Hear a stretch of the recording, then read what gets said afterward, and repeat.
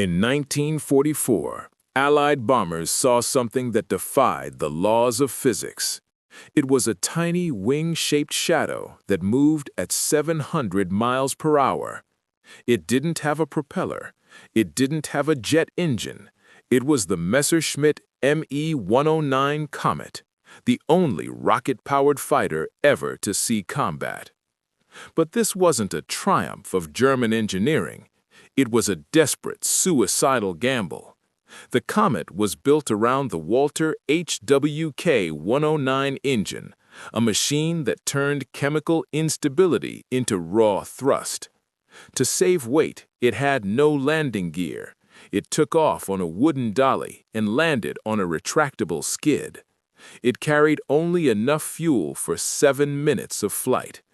7 minutes to climb to 30,000 feet, dive on the bombers, and glide back to Earth as a helpless target. But the speed wasn't the most dangerous thing about the Komet. The danger was the devil's brew sloshing in the tanks directly behind the pilot's head. In 1944, Allied bombers saw something that defied the laws of physics. It was a tiny wing-shaped shadow that moved at 700 miles per hour. It didn't have a propeller. It didn't have a jet engine. It was the Messerschmitt Me 109 Komet, the only rocket-powered fighter ever to see combat. But this wasn't a triumph of German engineering. It was a desperate, suicidal gamble. The Komet was built around the Walter HWK-109 engine, a machine that turned chemical instability into raw thrust. To save weight, it had no landing gear. It took off on a wooden dolly and landed on a retractable skid. It carried only enough fuel for 7 minutes of flight.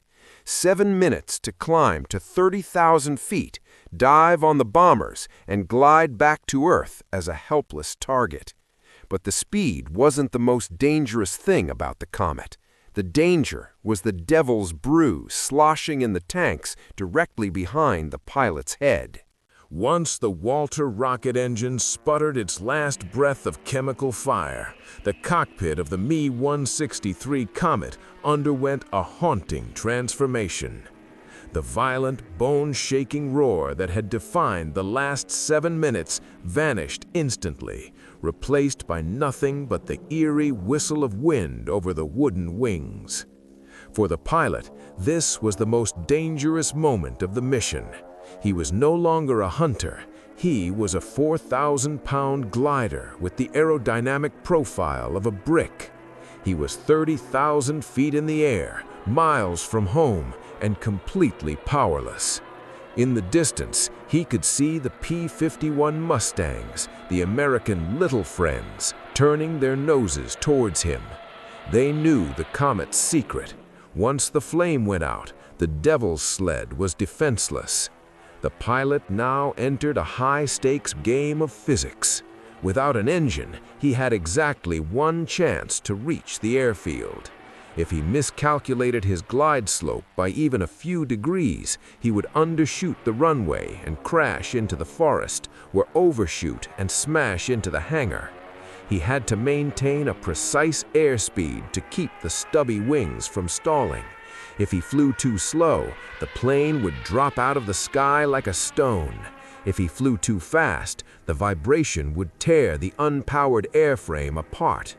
Every maneuver cost him potential energy, and in a Komet, energy was the only thing keeping him from the grave. As the Komet descended into the thicker air of the lower altitudes, the Allied pilots would swarm. It became a sport for the Mustang and Thunderbolt pilots to wait out the Komet. They couldn't catch it while the rocket was burning, but they could circle the German airfields like sharks waiting for a wounded whale.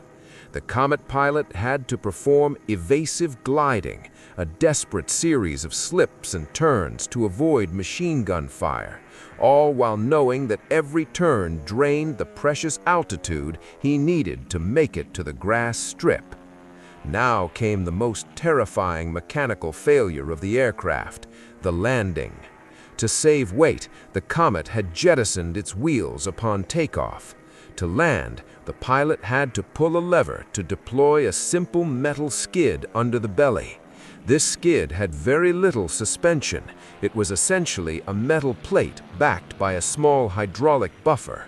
If the pilot landed too hard, the shock would be transferred directly into his spine. Many Komet pilots survived the mission only to suffer permanent spinal injuries or crushed vertebrae because the landing skid failed to absorb the impact of the 20th century rocket hitting the 19th century dirt. Even if the landing was smooth, a silent killer remained inside the airframe. The Walter engine almost never burned every drop of fuel. As the plane pitched and rolled during its glide, residual amounts of T-Stoff and C-Stoff, the two parts of the devil's brew, would slosh around in the bottom of the fuselage. All it took was a single leak in a glass fuel line or a cracked seal for these two chemicals to find each other. If they met under the pilot's seat under the jolt of landing, the Komet would instantly vanish in a hypergolic explosion, leaving nothing but a blackened crater where a fighter plane had been a second before. This is where the legend of the melted pilots transitions from rumor to horrifying medical fact. There is a documented case of a Komet that suffered a soft crash landing. The plane didn't explode, but the landing skid collapsed, causing a massive internal rupture of the T-Stoff tank. The highly concentrated hydrogen peroxide flooded the cockpit. When the ground crew reached the aircraft and opened the canopy, they didn't find a pilot. They found a green-tinted sludge. The T-Stoff had reacted with the organic matter of the pilot's body, literally dissolving his skin, muscles, and even parts of his bone structure in a matter of minutes. The protective suits they wore were made of mypalam, a type of plastic, but it wasn't enough to stop a flood of pure oxidant. The men who flew the Komet weren't just pilots, they were a cult of the condemned. They knew the statistics. They knew that for every one Allied bomber shot down by a Komet, the Komet killed several of its own pilots in accidents. The stress was so high that pilots suffered from comet belly, a condition where the high-altitude flights caused intestinal gases to expand so violently in their bodies that they would scream in pain during the climb. They were forced to go on a strict Komet diet of easily digestible foods just to survive the pressure changes of a 7-minute flight. By the end of 1944, the Luftwaffe realized the Komet was a strategic disaster. It was a technological marvel that achieved almost nothing. The 16 confirmed kills were a drop in the bucket compared to the thousands of bombers raining fire on Germany. The Komet wasted precious high-grade chemicals, highly trained pilots, and manufacturing resources that could have gone into the Me-262 jet. It was a weapon of desperation, a wonder weapon that functioned more like a suicide booth than a fighter jet. Today, the surviving Me-163s sit in museums looking like cute futuristic toys. But if you look closely at the glass fuel lines and the cramped chemical-stained cockpits, you see the truth. It was a machine that defied the air, but hated its pilot.